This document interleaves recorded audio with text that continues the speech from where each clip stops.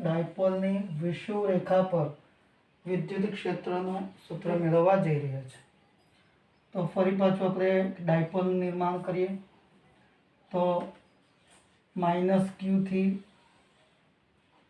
+q આપણી એક dipole છે. આ એનું કેન્દ્ર O, જેનાથી આના ડિસ્ટન્સ એ છે. હવે અક્ષ પર જોયું તો આપણે આમ લીધું હતું, આ ડાયરેક્શનમાં.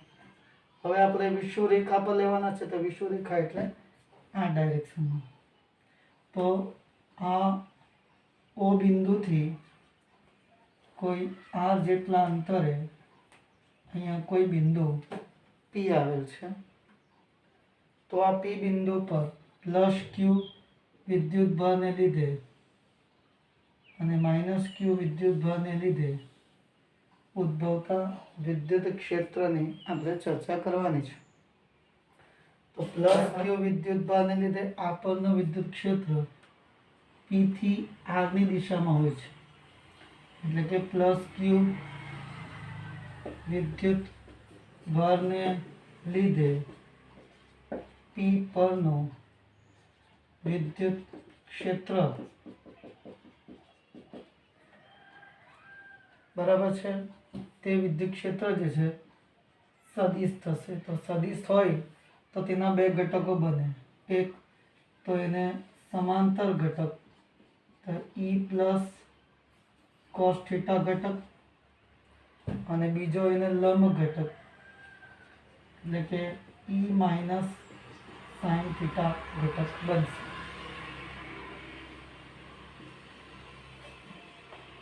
તે જ રીતે -q વિદ્યુત ભારને લીધે P પરનું વિદ્યુત ક્ષેત્ર, તો તે કઈ દિશામાં, આ જે હતું તે કઈ દિશામાં હતું? +q થી P ની દિશામાં હતું. હવે આ જે હોવાનું તો P પરનું વિદ્યુત ક્ષેત્ર તે P થી -q ની દિશામાં હશે. એટલે કે આ જે છે આમ નહીં જશે, પરંતુ એ આમ હશે. તો એના બે ઘટકો બને. તો અહીંયા ખૂણો લઈએ તો E માઇનસ cos થીટા તે બી આ ડાયરેક્શનમાં બનશે, અને E માઇનસ સાઇન થીટા તે આ ડાયરેક્શનમાં બનશે. ઓકે, તો આ તો એનો સામાન્ય વાત થઈ ગઈ. અગર આપણે વિદ્યુત ક્ષેત્રની વાત કરીએ તો E is equal to +q માટે kq અપોન r ડેશ નો સ્ક્વેર p કેપ, તે રીતે -q માટે kq અપોન r ડેશ નો સ્ક્વેર થશે. હવે આ r ડેશ છે કેટલો? તો આને આપણે r ડેશ કહીએ તો કાટકોણ ત્રિકોણ નથી. તો કાટકોણ ત્રિકોણનો બાજુમાં r square plus a square થાય પાયથાગોરસના પ્રમેય મુજબ. તો E પ્લસ q કેટલા થઈ જશે? kq upon √r square plus a square નો સ્ક્વેર p કેપ. સ્ક્વેર અને સ્ક્વેર રૂટ કેન્સલ થઈ જાય તો બચે શું? r square plus a square. હવે જો આના માટે બી સેમ થવાનું.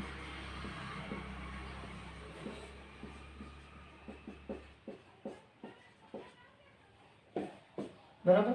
તો આ સમીકરણ 1 અને સમીકરણ 2 બંને જુઓ તો E પ્લસ q અને E માઇનસ q જે છે બંને જે છે સેમ જ થાય છે. બંને સેમ થાય છે કિંમતમાં. હમણાં ખાલી મૂલ્યની વાત કરીએ તો સદિશને છોડો, અગર સદિશ સ્વરૂપે લખો તો સદિશ સ્વરૂપે એ આમ જ થઈ જશે. તો મૂલ્ય આટલા થઈ જાવ ને સરખા. હવે આપણે વાત કરી રહ્યા છે કે એના ઘટકો. તો બે ઘટકો છે એના. જ્યારે આપણે વાત કરીએ છીએ કે E પ્લસ cos થીટા અને E માઇનસ cos થીટા, તો તે એક દિશામાં છે. જ્યારે E માઇનસ cos થીટા અને E minus sine theta plus sine theta એ માઇનસ સાઇન થીટા એ બંને જે છે તે પરસ્પર સમાન મૂલ્ય અને વિરુદ્ધ દિશામાં હોવાથી એકબીજાની અસરને નાબૂદ કરે.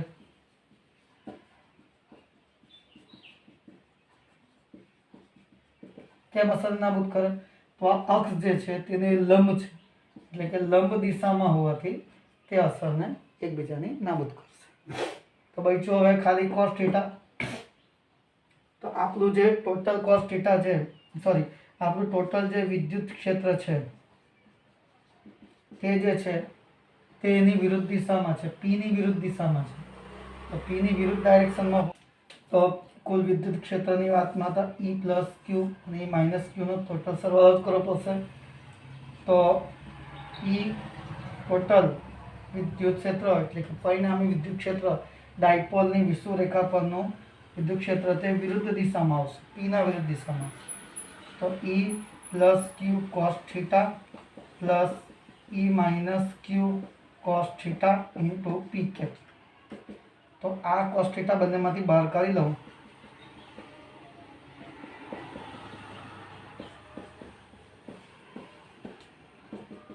તો આ થઈ ગયું 2kq upon r square plus a square. કેમ કે આ kq upon r square plus a square ના kq plus a થઈ ગયું. અને કોસ થીટા માટેની કિંમત મૂકવી પડે. હવે કોસ થીટાની કિંમત શોધવાની છે આપણે. તો આજે આ ખૂણો પસંદ કરીએ, આમ તો આ એની પાસેની બાજુ થઈ ગઈ અને આ કર્ણ થઈ ગયું. કોસ થીટા બરાબર પાસેની બાજુ છેદમાં કર્ણ, પાસેની બાજુ એટલે એ કર્ણ એટલે સ્ક્વેર રૂટમાં r square plus a square. તો twice 2kq into a upon આ 1 છે ને આ હાફ, 1 વત્તા હાફ એટલે 3/2 થવાનું. તો r square plus a square raise to 3/2 into P cap. હવે આ તરફ આવી જાય થોડા. તો સદિશ E બરાબર, હવે આની અંદર ટ્વાઇસ a k q કરી નાખો. ટ્વાઇસ a q એટલે p થઈ ગયો ઇન્ટુ k, માઇનસ ચિહ્ન છે સાથે, માઇનસ ચિહ્ન છેદમાં r square plus a square raise to 3/2 તો ખરા જ. આ થઈ ગયો p. તો k p માં માઇનસ અને પી કેપ તો ખરું, પી કેપ તો ખરું, છેદમાં r square plus a square raise to 3/2. r is very greater than a લઈએ તો આ પદ તો આ a સ્ક્વેર નીકળી જશે. તો બચ્યું કેટલું? r square, square square cancel તો ક્યુબ થઈ જશે. તો વિદ્યુત ક્ષેત્ર સદિશ E બરાબર minus kp upon r cube into પી કેપ થશે. આપણે આ વધારાનું લીધું છે, ચોપડીમાં થોડું ઓછું હશે, આપણે આ નોંધી લઈશું. હવે આ સૂત્રમાં બી નોંધી લેવાનું છે કે વિદ્યુત ડાયપોલની વિષુવરેખા પરના વિદ્યુત ક્ષેત્રનું સૂત્ર આટલું મળે છે. તો નોંધી લેજો.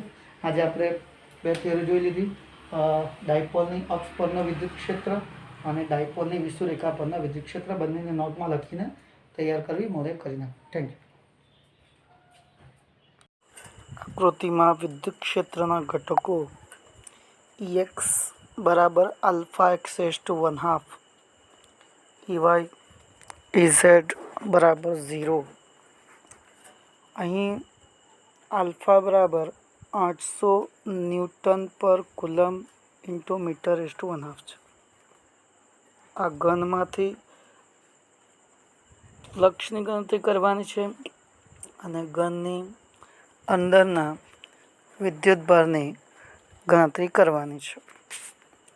હવે અહીંયા આપણે જોઈ શકીએ કે વિદ્યુત ક્ષેત્રના 3 ઘટકો એટલે કે એક્સ ઘટક, વાય ઘટક અને ઝેડ ઘટક આપેલા છે.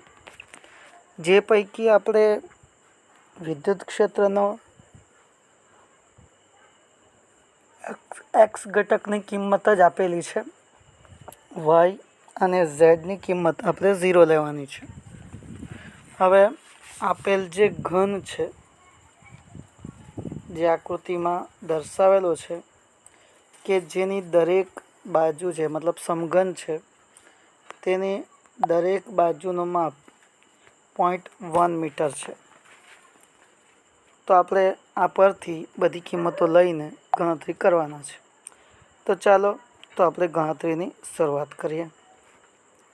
અહીં વિદ્યુત ક્ષેત્ર x દિશામાં હોવાથી y z દિશામાં ઘટકો 0 થાય.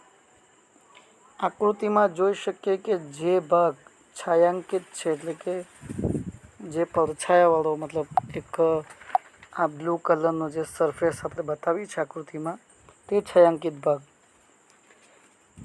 ન કરેલ 4 બાજુઓ માટે, છાयांકિત સિવાયની 4 બાજુઓ માટે E સદિશ અને ક્ષેત્રફળ સદિશ ડેલ્ટા S સદિશ વચ્ચેનો ખૂણો π/2 છે. તેથી ચારે બાજુમાંથી પસાર થતા ફ્લક્સની જો હું વાત કરું તો તે ફાઈ બરાબર E into delta S cos theta અનુસાર 0 થશે. આ ઘનની ડાબી બાજુ y અક્ષથી x બરાબર a અંતરે છે. આ બાજુના લીધે વિદ્યુત ક્ષેત્રનું મૂલ્ય EL પ્રોપોર્શનલ ટુ x⁻² થાય. એટલે કે x બરાબર જો a લઈએ અને ચલેનું નિશાન કાઢીએ અને અચળાંક મૂકીએ તો તે કંઈક આપણને આમ મળે. EL બરાબર આલ્ફા a⁻². આપણે અહીંયા x બરાબર એ લઈ લીધું. તો આ ઘનની ડાબી બાજુમાંથી પસાર થતું ફ્લક્સ, લેફ્ટ સાઈડ પરનો જે ફ્લક્સ છે ઘનની ડાબી બાજુનું, તે EL into delta S cos theta થાય. હવે એ ડાબી તરફ છે એટલે એ હિસાબે કોસ થીટા 180 લઈએ તો કોસ થીટાની કિંમત 180 લેતા કોસ 180 -1 થશે. એટલે કે લેફ્ટ સાઈડનો flux EL φL equal to EL a², કોસની કિંમત 180 એટલે -1. તો φL equal to -EL into a², એટલે કે આલ્ફા a² a². હવે આ જ ઘનની જમણી બાજુએ x બરાબર 2a અંતર છે. તો તેથી વિદ્યુત ક્ષેત્રનું મૂલ્ય રાઈટ સાઈડનું સૂત્ર મુજબ ER બરાબર આલ્ફા x⁻². હવે x અહીંયા આપણે 2a જેટલું લઈએ છીએ, 2a⁻². તો જમણી બાજુમાંથી પસાર થતો ફ્લક્સ φR બરાબર ER into delta S cos theta. હવે આપણે જમણી બાજુ કન્સિડર કરી છે તો તે તરફ ખૂણો જે છે 0 લેતા, તો થીટા બરાબર જો 0 લઈએ તો φR બરાબર EF ઇન્ટુ ડેલ્ટા S, એટલે કે રાઈટ સાઈડ પરનું છે, તો ER into delta S ER a². અહીંયા એની કિંમત 2a લઈએ, એની કિંમત મૂકીએ તો તે a² 2a²⁻². હવે આ બંને જે ફ્લક્સ છે સમીકરણ 1 અને આ સમીકરણ 2, તો આ બંને સમીકરણોનો આપણે સરવાળો કરી નાખીએ તો આપણને આ બે સમીકરણો પરથી કુલ ફ્લક્સ ફાઈ જે મળે છે તે φL પ્લસ φR, એટલે કે -EL a² plus ER a².